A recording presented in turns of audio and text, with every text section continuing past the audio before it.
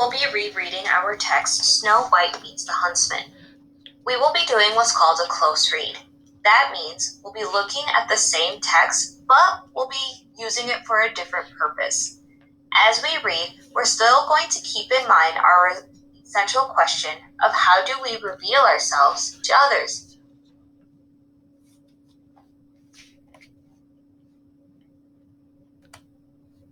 Our shared reading focus is using details from the text to describe in depth the characters, setting, and/or events.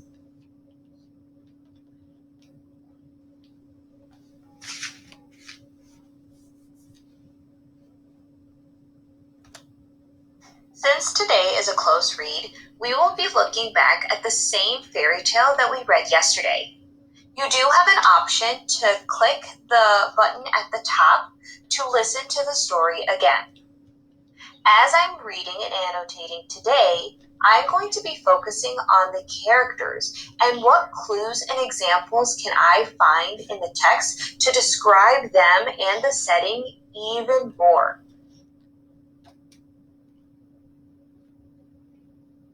In paragraph, you'll notice that my underlining is pretty similar to what I underlined yesterday. That's what's awesome about underlining key events and details, because sometimes they help us hit so many different standards. So the reason why I underlined this is because I loved the details that were used to describe Snow White. Look at the descriptive words, and it helps us to get a visual of Snow White's beauty. She was white as snow, red as blood, black as ebony wood. That just paints a beautiful picture in my head, so I can really imagine what Snow White might have looked like and how it impacts or influences the rest of our story.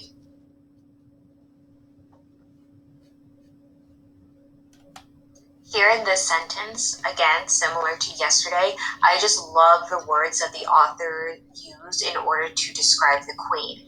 The fact that she was, again, a beautiful woman, but she was proud and arrogant. If you remember, arrogance is when someone thinks of themselves as pretty much the best, that she thought very highly of herself. So when I hear those words that someone's very proud and arrogant, that's giving me an idea that they just think that they are the absolute best and no one else can ever compete with them. So comparing already Snow White and the Queen, I see some pretty big differences between both of them. At the end of paragraph 9, again, we know that by this point, when Snow White starts growing up, she becomes even more beautiful. The problem, though, is that she becomes even more beautiful than the queen herself. And based off what we just read previously with the magic mirror, we know that that might not work out for her. Yesterday, I had asked you to make a prediction by this point. Was your prediction correct?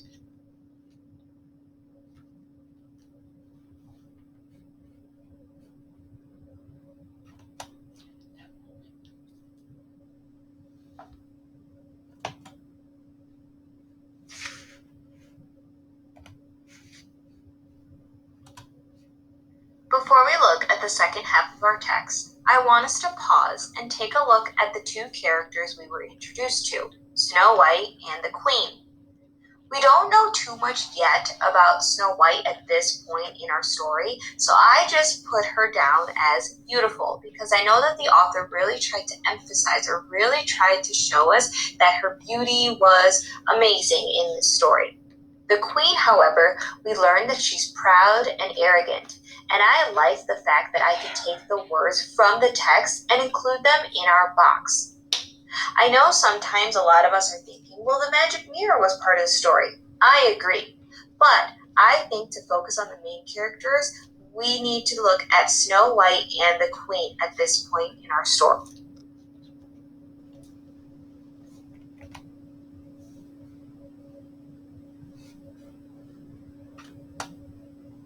One day, when the Queen asked her mirror, "Mirror, mirror on the wall, who in this land is fairest of all?"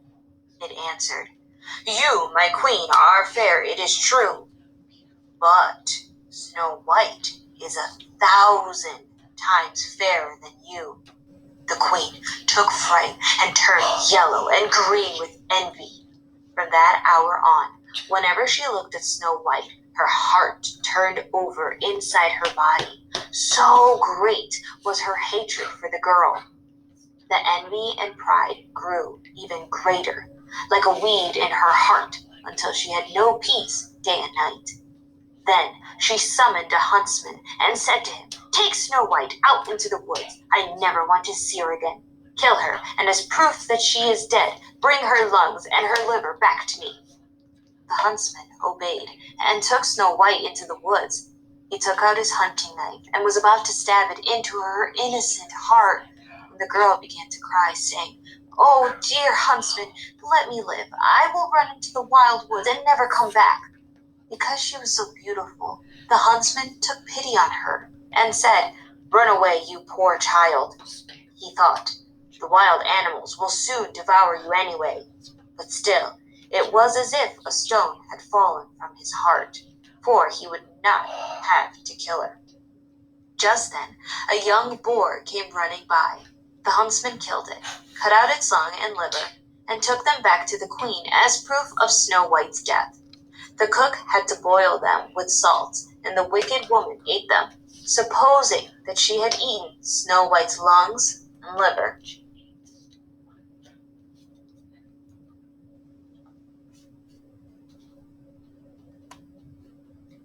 This key event is a great example of a turning point in our story. This is the part where the magic mirror explains to the queen that she is no longer the fairest of them all, and that Snow White is. This already explains to me that there might be some problems because of the information that we know about the queen.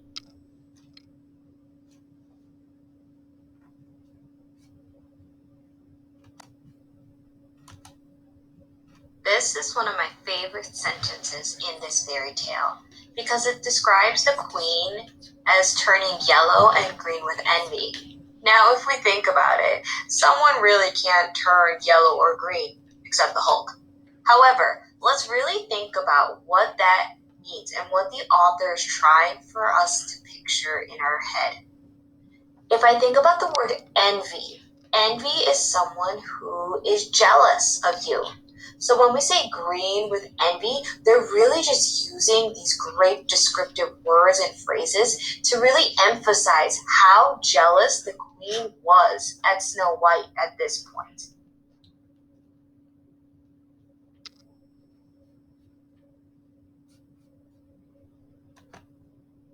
Paragraphs. Off to the side, I wrote a simple sentence just to help me put it all together in my head.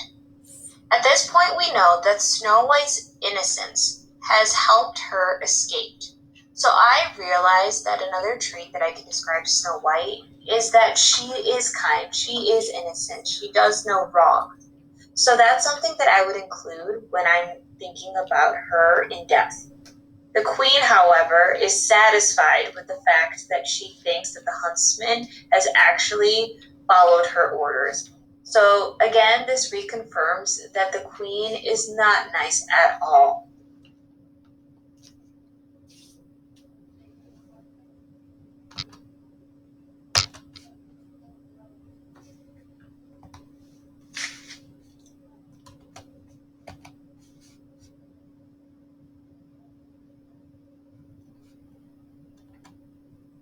Looking back at her boxes, I included some of the words that I used when I was reading the second half of our text. I would like you now to think about one word or one trait that you would describe Snow White and one trait that you would use to describe the queen and include it in the boxes below.